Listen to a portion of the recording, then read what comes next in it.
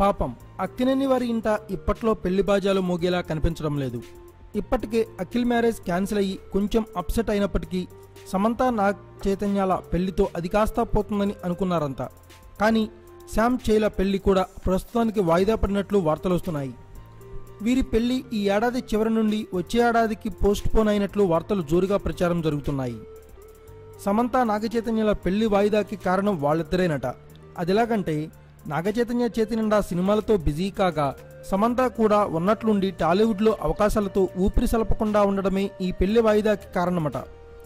నాగచైతన్య ఇప్పటికే రారండోయ్ వేడుక చూద్దాం చిత్రంతో బిజీగా ఉండగా సమంత ఏకంగా 2-3 సినిమాలతో బిజీ అయింది.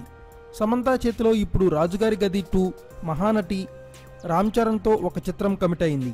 ఇక ఈ చిత్రాలతో పాటే ఎన్టీఆర్ కొత్త చిత్రంలో కూడా సమంత లీడింగ్ రోల్ చేయనున్నట్లు వార్తలు వస్తున్నాయి.